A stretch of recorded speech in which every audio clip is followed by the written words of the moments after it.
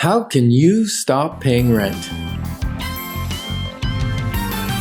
Moving forward with the Dekker Team. Moving forward together with the Dekker Team. We at the Dekker Team, we've enjoyed for over 30 years helping families thrive in their home and at work, both building wealth and owning homes, because we think that we can strengthen families when their financial life is strengthened. Yes. And their relational life is good. So we help them heal and flourish in their relationships. 30 years of helping people thrive in their home. So what you'll learn in this episode is that breaking the rental, what do we call it? Habit? No, It's not really a habit. What is it? Well, you get stuck. You get stuck renting. Yeah.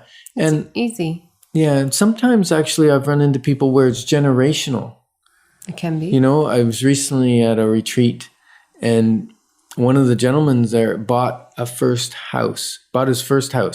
And this is a very smart man. Like he's an Aerospace Scientist, works at NASA. Okay, wow. pretty smart young man. How old? Like 28, 30, something like that. Young guy. Yeah. And he bought his first house. And he doesn't even live in the city he bought it in. But he's a homeowner, and now he wants a family member to live in it. Because his family, back generations and generations, has never owned a home. Wow. So he broke that generational thing about being renters and not property owners. Great. Isn't that cool? Mm-hmm. So let's talk about how we can break free from paying your landlord's mortgage and start paying your own mortgage. Yeah. Because the previous episode, we talked about how much money you can actually build wealth with just buying your own property. Yeah. So what things would we do? A few steps we could take is getting qualified, like financially qualified by a mortgage broker. So most people refer to that as a pre-approval and the steps to take to get to that pre-approval. Right. So not every mortgage broker will handle that well. Right. So you may want to connect with us to get a mortgage broker that will really do this, because we want one that's patient. Yes. Because if you've got some issues with your bruised credit, or you haven't saved enough down payment, or your job's not high enough, they're going to give you some steps to do to build a plan, which may take a year, 2 years, 3 years for you to be in a position to buy a property. And that's the second step, is make a plan and work the plan. The third step would be reducing all unnecessary spending. Good news, there's many unnecessary spending that most of us do, Yeah, like what?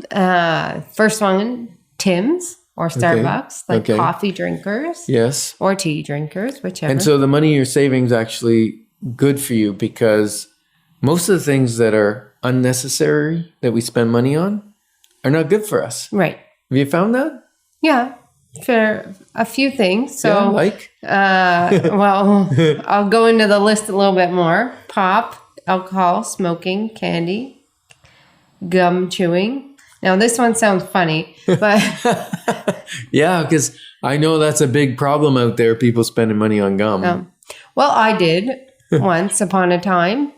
Before I was ready to buy a house, but I was quite into gum chewing. Okay. And even had to match my outfit because it was not okay. Yep.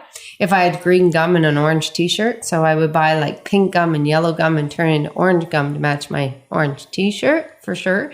So when I was younger, teenager, I had nothing better to spend my money on except gum, sugar-free gum. And I started getting these crazy headaches and pains through my jaw. And I went to the doctor, and the doctor told my mom I had this rare condition that 40-year-old women get and that I need lifelong medication. Well, thank you, Mom. She didn't agree and took me to get another opinion. Yes. So I went to the dentist and I went to the chiropractor. Turns out I had a cavity And my jaw was out of alignment for chewing so much gum daily. So there are better things to spend your money on, even at a young age. Even gum. Gum Yeah. can actually wear down your teeth and harm your jaw. Mm-hmm. Wow, interesting. Water bottles. Yep. Here's another idea. Let's novel idea. Let's make our lunch instead of buying it. That requires time. Yes. Yes. And a lot of things we do planning. in this life is we'll trade time for money. Yep. Right? We'll buy back time with money. Yes. Yep. And planning Convenience. and organization too. Mm-hmm. It takes time to do it. So we decide. And it takes training. It does. Training kids to make their own lunch. Yes. And then carrying a water bottle, a reusable water bottle. There's so much. I think they're going to ban plastic water bottles that you buy. Yeah. Which is good because there's so many of those in the landfill and in the streams and the rivers. And it's horrible. So another way. Put automatic money into RRSPs and TFSAs for down payments. I love that idea because automatic means it happens without you thinking. Because if we have to think about investing money, it's like the leftover money. Yes. Right? We will pay our bills, spend our money on our essentials and non-essentials. Yes. And then we go, oh, if there's some left over, we'll put that into investment for our down payment. Right. The trick is to do it automatically, have it come off your paycheck at the beginning, off the top.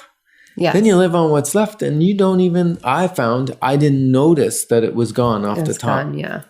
And that's a beautiful thing. And with the RRSP, you get a double whammy. One, it goes into the RSP, you can start making money on it. Two, it reduces your income tax bill. So you actually get a tax refund, which we can then throw into that account again. And you can take the money out of your RSP for a down payment without any penalty. And you have to pay back 1/5 of the money each year for 15 years. So that's a phenomenal way of saving up for your down payment. And technically, you can do it with as little as 5%, right? Yeah. Yeah. So you can increase your value income at the job you're at. Some people say, well, how do I do that? I say, ask your boss.